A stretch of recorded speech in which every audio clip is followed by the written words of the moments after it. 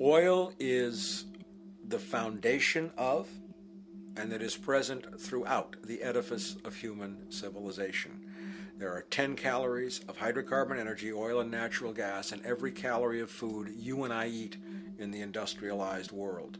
Fertilizers are made from natural gas. Pesticides are made from oil. You drive oil-powered machines to plant, plow, irrigate, harvest, transport, package.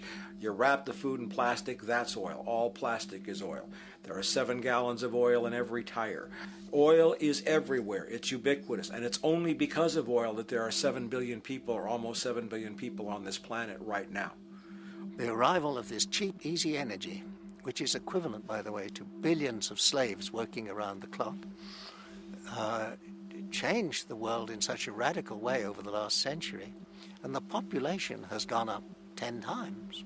But by 2050, oil supply is able to support less than half the present world's population in their present way of life. So the scale of adjustment to live differently is just enormous. The world is now using 6 barrels of oil for every barrel it finds. 5 years ago, it was using 4 barrels of oil for every barrel it finds. A year from now, it's going to be using 8 barrels of oil for every barrel it finds. What's disturbing to me is the lack of any real effort from governments worldwide or industry leaders worldwide to do something different. I mean, we have these sort of attempts to build more wind power and to maybe do something with tide. We've got attempts to make our cars a little bit more efficient. But there's nothing which really looks like a revolution coming along. These are all pretty minor. And that, I think, is pretty frightening.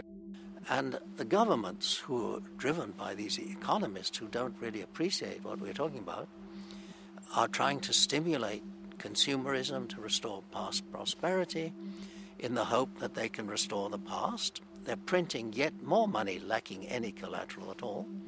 So if the economy improves and recovers and growth, famous growth comes back, it'll only be short-lived because within a short period of time, counted in months rather than years, it'll hit the supply barrier again. There'll be another price shock and a deeper recession. So I think we go into a series of vicious circles. So you have the economic growth going up, price spike, everything shuts down. That's where we are now. Then it starts to come up again. But what we have now is this area where there's no more ability to produce cheap energy. We're at the peak. We're on the downslope of oil production. No way you're going to get any more out of the ground any faster, which means that things shut down. The price of oil drops, which it did in early 2009, but then as you have an ersatz so-called recovery, the price of oil starts to come back. It's recently been hovering around $80 a barrel, and what we see is at $80 a barrel now, with the economic and financial collapse, people are having a hard time affording that. World oil production right now is about 86 million barrels a day. Over 10 years, you're looking at roughly 40 million barrels a day having to be replaced.